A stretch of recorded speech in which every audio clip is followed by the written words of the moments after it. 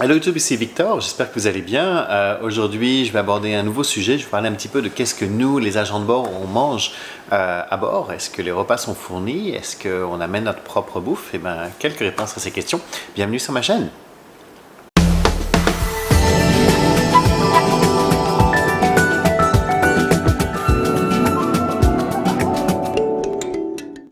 Avant de commencer à parler cuisine, juste je voulais vous rappeler, si vous n'êtes pas encore abonné, c'est le moment de le faire.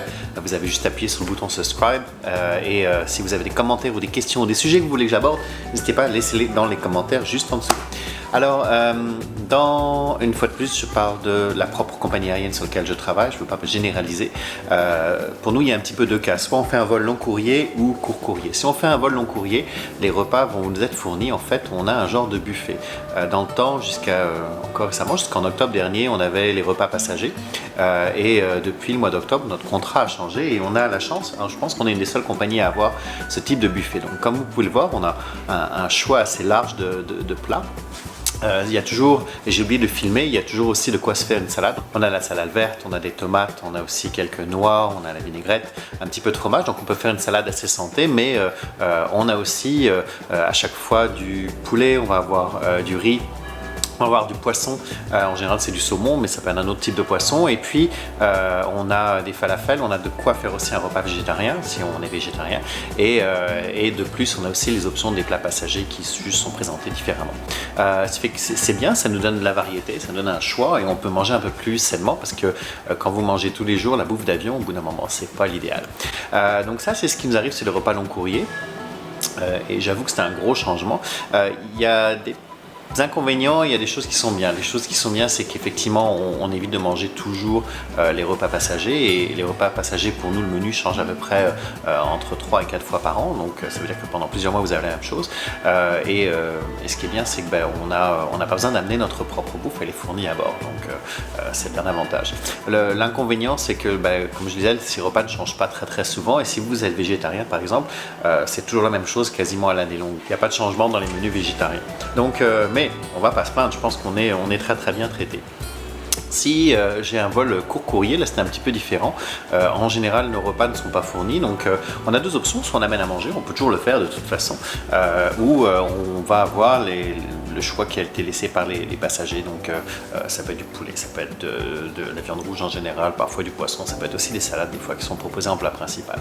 Donc on va regarder ce qui reste dans le four et si on veut le manger, c'est pour nous, il n'y a pas de problème. Amener notre propre bouffe, c'est une bonne chose. J'essaie de le faire dans la mesure du possible. En général, quand je vais cuisiner à la maison, je vais faire un repas l'équivalent pour 3, même si j'habite tout seul. Comme ça, j'ai un repas le soir, j'ai un lunch éventuellement le lendemain et j'ai aussi mon lunch que je peux amener à bord.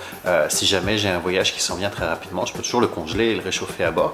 Mais en général, je vais faire des choses que je n'ai pas besoin de réchauffer, donc des salades. Et dernièrement, il y avait une superbe salade de crevettes sur la chaîne Top Yummy. Donc si vous ne connaissez pas cette chaîne, allez-y. J'ai mis le lien dans la barre d'infos. Eve a donné une magnifique recette et j'avoue que j'ai dû l'emmener au moins déjà 3 fois à bord, c'était fabuleux et les autres agents de bord me demandaient la recette également. Donc merci Eve. L'inconvénient d'amener à manger, c'est qu'effectivement il faut transporter plus de matériel, il faut ramener des Tupperware, etc. Mais je sais que par exemple les compagnies aériennes aux États-Unis, au Canada en général, bien souvent ne fournissent pas de repas aux agents de bord. Donc les agents de bord doivent amener, et lorsque vous partez pour 3 jours, vous amenez à manger, vous emmenez vos provisions pour 3 jours. Donc on est très chanceux. Le seul point qui est négatif, c'est que si on ne veut pas emmener à notre propre bouffe, il va falloir se nourrir lorsqu'on est à destination. Et là, on est très dépendant de ce qu'on va trouver. Donc, si vous faites par exemple un régime Weight Watcher, par exemple, c'est pas toujours évident de savoir le nombre de points lorsque vous êtes au Japon parce que ce sont des choses qui ne sont pas très courantes dans les applications qu'on va trouver régulièrement pour savoir, pour mesurer les calories, etc. Donc, c'est un petit peu plus difficile. Néanmoins, il y a toujours une option de manger sainement. C'est pas toujours ce qui est moins cher, mais on peut toujours se débrouiller. Je me souviens d'un collègue qui racontait qu'il était capable de décongeler, de manger en fait des repas congelés, des frozen dinner, et les réchauffer avec un fer à repasser. Je vous déconseille de faire ça, ou alors faites-le avec beaucoup de supervision.